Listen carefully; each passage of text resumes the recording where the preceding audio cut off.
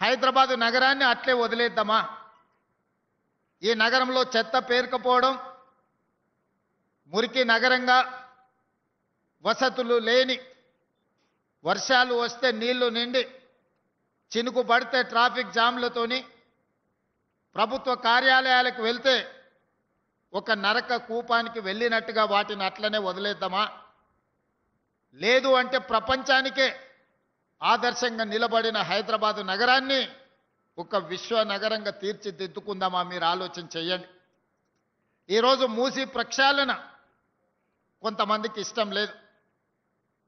Bharat future city నిర్మాణము ఇంకొక కొంతమందికి పసందు కావట్లేదు. ఆనాడు కూడా హైటెక్ సిటీ కట్టినప్పుడు అవహేళన చేసింది. అంతర్జాతీయ ఎయిర్పోర్ట్ ఎక్కడో దూరంగా ఉంది, ఔటర్ రింగ్ రోడ్డులో ఎవరు ప్రయాణం చేస్తారు, కార్లు ఉన్న వాళ్ళ కోసమేనా ఈ అభివృద్ధి అని ఆనాడు మాట్లాడింది. ఆనాడు పి జనార్దన్ రెడ్డి గారు కుండల ప్రదర్శన చేసేటోడు ఎండాకాలం వచ్చిందంటే సచివాలయం ముందు. చంద్రబాబు నాయుడు గారు శాసనసభకి వెళ్ళాలన్నా, సచివాలయానికి వెళ్ళాలన్నా పి జనార్దన్ రెడ్డి గారు ప్రదర్శించే కుండల ప్రదర్శనని దాటుకొని ముందుకు వెళ్లాల్సిన పరిస్థితి ఆనాడు ఉండే.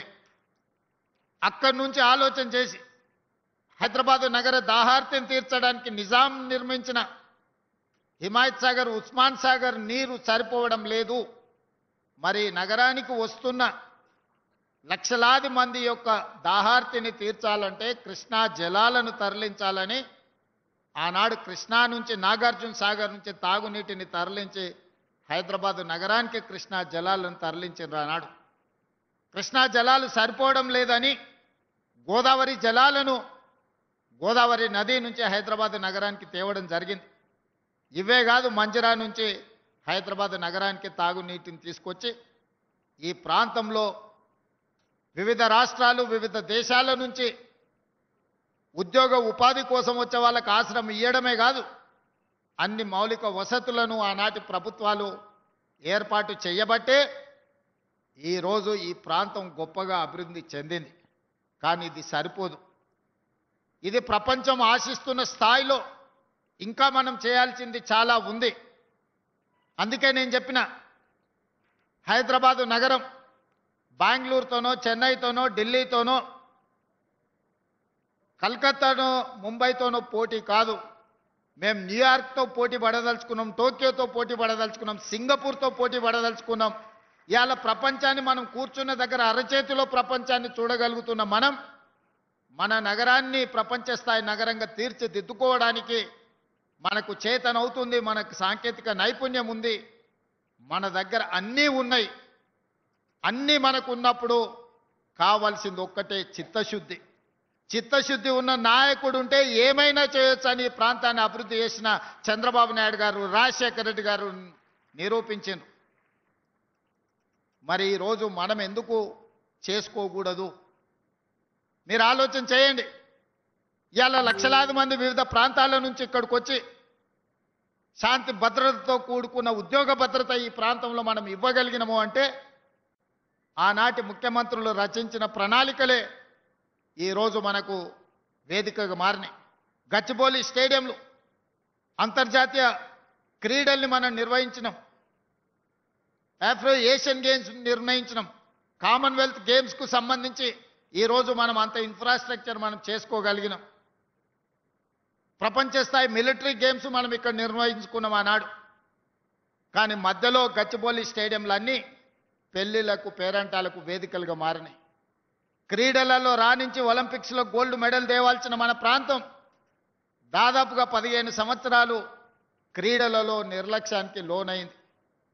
అందుకే ఈరోజు తెలంగాణ రాష్ట్రంలో ప్రజాపాలన ఏర్పాటు చేసిన తర్వాత ఒక పక్కన సంక్షేమ పథకాలను అమలు చేస్తూనే వాయు వేగంగా ఆగిపోయిన అభివృద్ధిని, సాంకేతిక నైపుణ్యాన్ని అందిపుచ్చుకొని మన నగరాన్ని అభివృద్ధి చేయాలని ఈరోజు నిర్ణయం తీసుకున్నాం.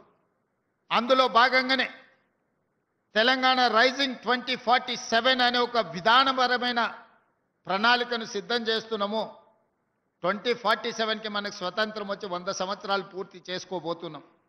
అందుకే రాబోయే 10 సంవత్సరాలలో తెలంగాణ రాష్ట్రాన్ని $1 ట్రిలియన్ ఎకానమీగా రాబోయే 2047కి $3 ట్రిలియన్ ఎకానమీగా అభివృద్ధి చేయాలి. అభివృద్ధి చెయ్యాలి అంటే నగరాన్ని విస్తరించాలి. నగరాన్ని విస్తరించాలి అనంటే పాత నగరాన్ని, అది ఓల్డ్ సిటీ కాదు, ఒరిజినల్ సిటీ, ఆ ఒరిజినల్ సిటీని ఒక గోల్డెన్ సిటీగా తీర్చిదిద్దాలంటే మూసి ప్రక్షాళన చేసి తీరవలసిందే. గుజరాత్లో సబర్మతి రివర్ ఫ్రంట్ కట్టుకుంటారు, ఉత్తరప్రదేశ్లో గంగా రివర్ ఫ్రంట్ కట్టుకుంటారు, ఢిల్లీలో యమునా నది ప్రక్షాళన చేసుకుంటారు. గుజరాత్ సబర్మతి ప్రక్షాళన చేయొచ్చు, ఢిల్లీ యమునా నది ప్రక్షాళన చేయొచ్చు, ఉత్తరప్రదేశ్ ఈరోజు అక్కడుండే నదులను ప్రక్షాళన చేసుకుంటే, మరి హైదరాబాదు నగరంలో ఉన్న హైదరాబాదు నగర ప్రతిష్టను పెంచే మూసీ నది ప్రక్షాళన ఎందుకు చేసుకోకూడదని నేను మిమ్మల్ని అందరూ అడుగుతున్నాను. ఎందుకు అడ్డుపడుతున్నారు? అడ్డుపడుతున్న ఆలోచన ఏంది? వాళ్ళ విష ప్రచారం ఏంది? మూసీ నదిలో మురికిలో బ్రతకాలని ఎవరైనా పేదవాడు కోరుకుంటాడా? ఏ విధి లేనోళ్ళు, ఏ అవకాశం లేనోళ్ళు, ఎక్కడ నివసించడానికి గజం స్థలం దొరకనోళ్ళు ఈరోజు మూసి మురికిలో నివసిస్తున్నారు.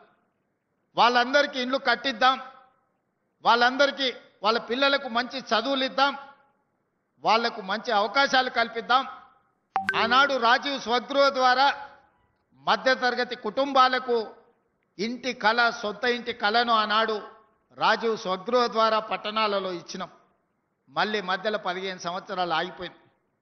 డబుల్ బెడ్రూమ్ అనే ఆశ చూసినాం, అది ఆకాశంలోనే కనిపించింది. అహనా పెల్లంటలో కోట శ్రీనివాస్ గారు కోడి పైన కట్టి కింద తెల్లబువ్వ తిన్నట్టు డబుల్ బెడ్రూమ్ ఇల్లు మనకు అహనా పెల్లంటలో ఏలాడదీసిన కోడిలాగా కనిపించింది తప్ప మనకెవరికి అందుబాటులోకి రాలేదు. అందుకే ప్రక్షాళనతో పాటు, పారదర్శకమైన పరిపాలనతో పాటు మధ్యతరగతి సగటు జీవికి రాజీవ్ స్వగృహ ద్వారా మళ్ళీ ఇండ్ల పట్టాలు, ఇండ్లు ఇవ్వాలన్న ఆలోచన చేయడమే కాదు, మా మంత్రులు శ్రీనివాసరెడ్డి గారికి, మా శ్రీధర్ బాబు గారికి నేను సూచన చేస్తున్నా, పేదల కోసం స్థలాలు వెతకండి. వాళ్లకు సరసమైన ధరలకు ఇంటి స్థలాలు ఇవ్వడమే కాదు, ఇల్లు కట్టుకోవడానికి అవసరమైన సహాయాన్ని అందించాల్సిన బాధ్యత మన అందరి మీద ఉన్నది. ఈరోజు 100 కోట్లకు పైగా ఎకరం ఈ ప్రాంతంలో భూమి అమ్ముడుపోతుంది. మరి కోటీశ్వరులు మాత్రమే కొనుక్కోగలరు. మధ్యతరగతి సగటు జీవి సొంత ఇంటి కళ ఎప్పుడు నెరవేరాలి? సగటు జీవుల గురించి ఈరోజు ఆలోచన చేయాలి.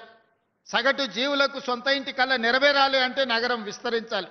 నగరం విస్తరించాలంటే రీజనల్ రింగ్ రోడ్డు రావాలి, రేడియల్ రోడ్స్ రావాలి, మెట్రో రైలు విస్తరణ జరగాలి, అదేవిధంగా మూసీ ప్రక్షాళన జరగాలి, మూసీలో ఎలివేటెడ్ కారిడార్ రావాలి. మూసీ ప్రాంతం ఈరోజు మనకు ఐటీ